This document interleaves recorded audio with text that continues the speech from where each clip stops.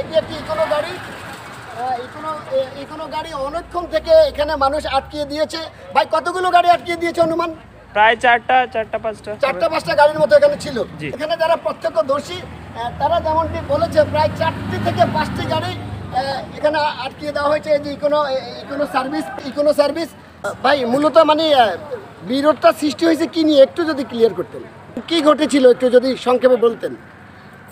বিসমিল্লাহির রহমানির রহিম। জনাব হুমায়ুন কবির, আমার বাড়ি সুপুরিয়ানগর, আমিরুদ্দিন পাটোয়ার বাড়ি। আমি স্বেচ্ছাসেবক জেলা যুগ্ম আহ্বায়ক।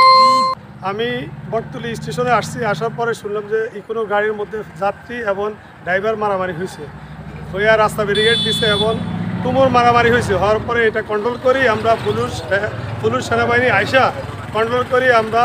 প্যাসেঞ্জার যারা গাড়ি মিস করছে তাদের গাড়ি ধরাই দিছি, যারা টাকা পাইবে না তাদের টাকা এনে দিয়ে গেছি। তারা টিকিট নিছে, কেউ টাকা ফেরত নিছে।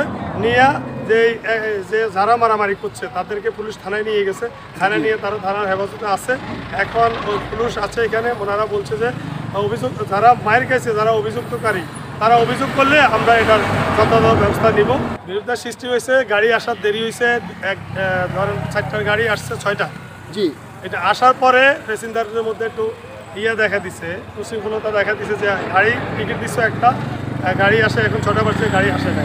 গাড়ি না আসার কারণে যাত্রীদের মধ্যে সাথে ড্রাইভারের সাথে হেলমেটদের সাথে বিতর্ক হইয়া তারপরে 3rd-person লোক এসে মারামারি কইরা এখানে অনেকজন আহত হয়েছে। গাড়ির প্যাসেঞ্জাররা মার খেয়েছে, বিভিন্ন লোক হরানির শিকার হয়েছে। প্যাসেঞ্জার যারা টিকিট গাড়ি বসে হয়েছে ওরাও মার খেয়েছে, ওরাও অনেকজন অনেকভাবে ক্ষতিগ্রস্ত হয়েছে। কারো মানি ব্যাগ নিয়ে গেছে বলে, কারো মোবাইল নিয়ে গেছে, এরকম অনেক অভিযোগ উঠছে। আমরা আসলে বাস্তবতা কি আমরা দেখিনি। আমরা দিয়েছি, পরে বলছি যে থানায় যাইয়া অভিযোগ করা যেই ক্ষতিগ্রস্ত হয়েছে বা অভিযোগ করে এটা করার জন্য। আমাদের সাথে যারা সহযোগিতা করছে সেনাবাহিনী, তারপরে আপনার থানার ওসি সাহেব এবং যারা ভারপ্রাপ্ত কর্মকর্তা আছেন তিনি সবাইকে নিয়ে যেভাবে প্রতিহত করছে, এখন ইনশাল্লাহ আমরা সুন্দর পরিবেশে আছি। এখন আর কোনো ক্যান্সার নাই, রাস্তা ক্লিয়ার। দর্শক, এ হলো চন্দ্রগঞ্জ থানার পক্ষ থেকে অফিসার্স ইনচার্জ জনাব বেলায়েত সাহেব আসছেন ঘটনাস্থলে।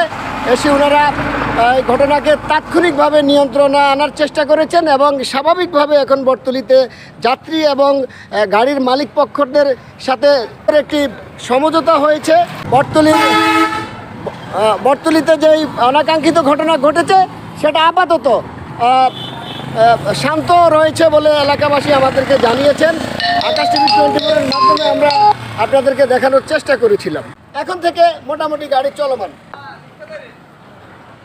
আর পেছনে যে কোনো গাড়িটি রয়েছে এটি এইমাত্র মীমাংসা হয়েছে। মীমাংসা হওয়ার পর এটা এখন সিরিয়ালে যাবে। এখন যত যাত্রী আছে সব যাত্রী এখানে উঠবে, এখানে করে চলে যাবে, কোনো ঝামেলা নাই, রাস্তা পুরো ক্লিয়ার।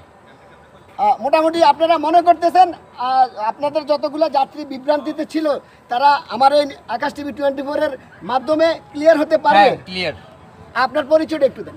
আমার পরিচয়, আমি কাউন্টারে বসি। নামটা? আমার নাম হচ্ছে মিঠুন বর্ধন।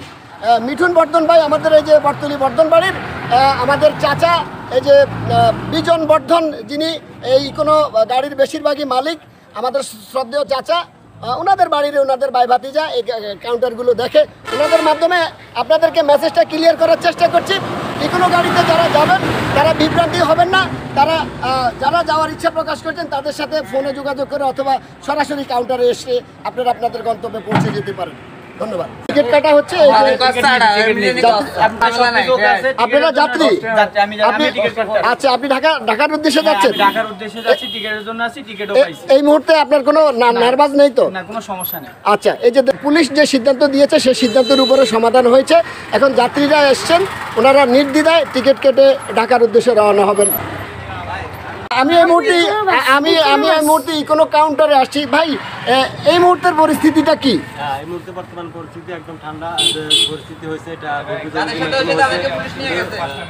সমস্যা হয়েছে ওটা পুলিশে সমাধান করছে। এখন বর্তমানে কোনো সমস্যা নাই, পরিস্থিতি শিথিল অবস্থায়। গাড়ি কি চলাচল করছে? হ্যাঁ, গাড়ি চলাচল করছে। গাড়ি কি হয়েছিল এখানে? যাই হয়েছে, সেনাবাহিনীর লোকজন আসছে, সেনাবাহিনীর স্যাররা আসছে, পুলিশ আসছে, ওসি স্যার আসছে, সবাই মিলে সমাধান করে দিয়েছে। এখন সব স্বাভাবিক। মানে যারা ঘটনা ঘটিয়েছে বা উচ্ছৃঙ্খলতা করেছে তাদেরকে কি পুলিশ হেফাজতে নিয়ে গিয়েছে? হ্যাঁ।